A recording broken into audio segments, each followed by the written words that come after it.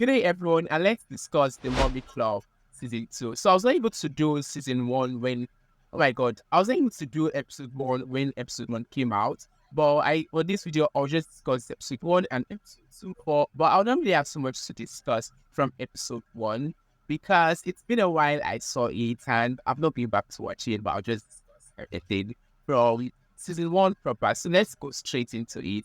This is the G Suits number, and if you enjoy content like this, please subscribe to this channel because you never regret doing so. Let's go straight into the Mommy Club. You know, the Mommy Club is this reality TV show that I find very exciting and interesting. And truth be told, when it was last year when we were supposed to have the season 1, I never saw it coming as a very good show.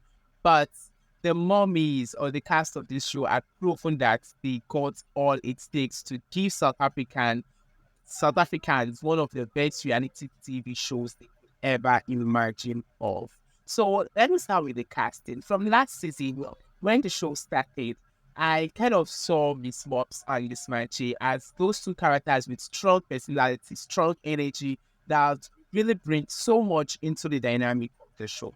And truth be told, they did just that. They did that and more. And I think Hermajesty was that personality or was that cast of the show that was very authentic. Hermajesty was very authentic, very real, and funny. She's ready to just give us all. And that was one thing that made the show quite interesting, or probably I think to say the success of season 1 can also be attributed to this part of Hermajesty. Then someone like Nunurai, oh my god, I felt like Nunurai was like an underdog because when the show started from I do not really feel Nunurai that much until episode 5 down the season.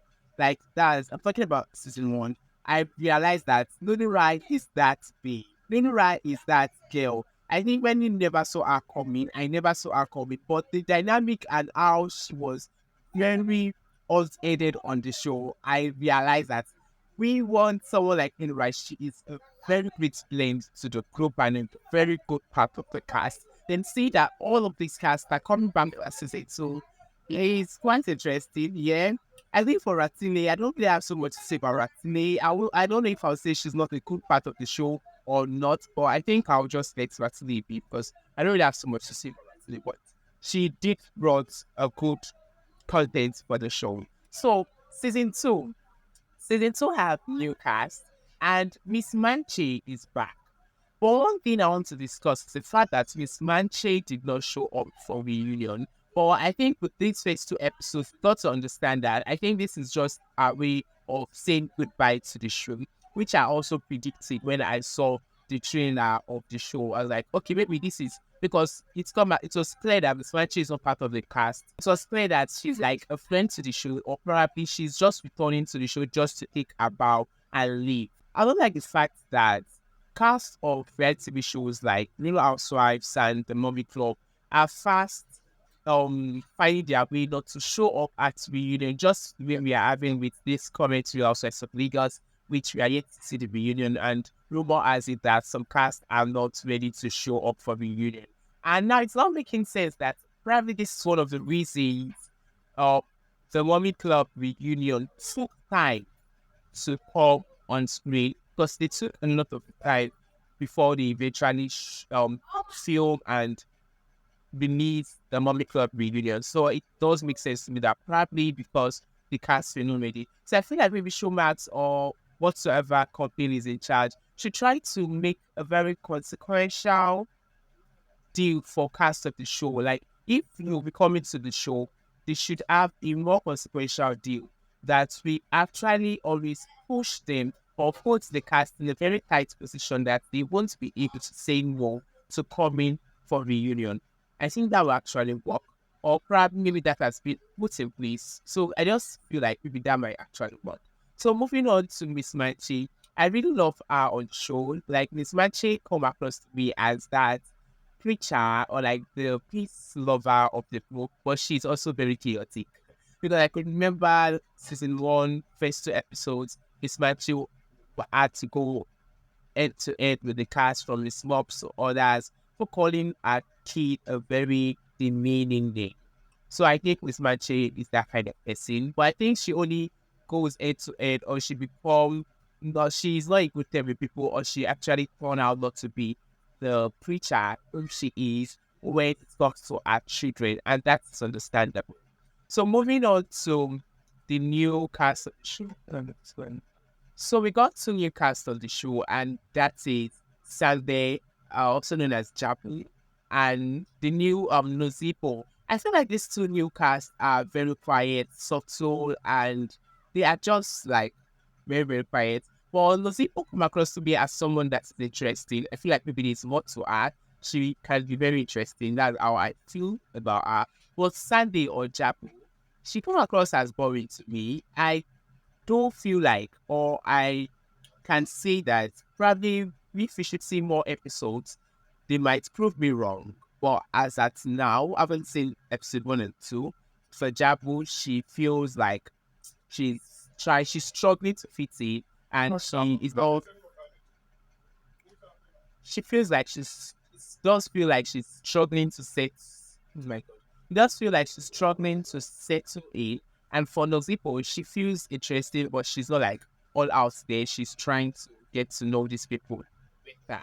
So moving forward to this episode 1, I think episode 1 it was more about introduction, and Majesty met with Nozipho, and they did catch up and had a good moment. I love how, oh my God, another thing about episode 1 is the fact that Majesty and her daughter now have a good relationship. I was like, oh my God, this is actually very beautiful. I love the fact that they are now on a better space, or like they now understand themselves better. I really love that. And it's giving, yeah, that's it. So episode 2, I think episode 2 as the drama of the show began episode 2, and the event hosted by Miss Mache and Nunurai was a success. I feel like they did great with whatever they put out. And so it was quite interesting that they actually blended flower and fashion together, and they did pull a good show. I was excited to see La Coco as the host of the show. Like, I saw the person walk, like, isn't this La Coco? And yes, she was. I think I find it very interesting and exciting, and I find myself like, oh, I miss La Coco from the last episode. What else again? I can't really remember so much. Then one thing I find like not so cool was how Miss Mops was feeling like she's on top of the world at the dinner. She was just like she was just giving some kind of attitude which did not sit well with me. I felt like she was not very welcoming to Miss Matching. And I think that's so understandable. I feel like she could have done better. That's how I feel. If you feel like, if you have like a contrary opinion, or a contrary view, I would like to know that in the comment section. Then what else again? I do not know what else again on the stars from. So let's discuss how Her Majesty at Katsu event. It was like, why? She has to do that. I don't know. I find probably she's just on the base, but let us look forward to the other episode and see what will happen. Then let's discuss about blah, that is Ratile's former um nanny. This lady had come out to discuss how she was dismissed on like for no reason and all of that. I kind of find myself like, oh my God, this is quite funny. And another person of the view that Her Majesty is bringing this lady back to the show to discuss all of this because she just wants to get back at Ratile. I kind of understand Ratile's decision to just do what they call, what are we going to call that? Like, what do they call that thing? Oh my God. I cannot find Ratile's decision to do damage control by just telling everyone there during the reunion that blah blah or blah blah and gotten a new job which is better. So people know the truth does not become like a conversation about our personal life and all of that. But I think if you decide to be on a reality TV show, they there is limitation to how private it can be. Yes, because I think everything can always just come up, and that is what's happening right now. So, for me, I'll not really see her as a liar. I'll see her as someone who was doing damage control. Because I feel that's what she decided to do. It's like she don't want to go into that how herself and Barbara for fell out and a decision not to have her as a worker anymore. But according to this nanny story, it seemed very unjust. It seemed like an unjust dismissal. But I think I'll look forward to hearing from Ratile and getting to understand our point or our story before I kind of give you my 2 cents. So I think I'm going to look forward to that. And if we didn't get to see a side of the story, we let it be or we let it go. So I think this is all I'll be discussing for the Movie Club season 2, episode 1 and 2. Bye for now.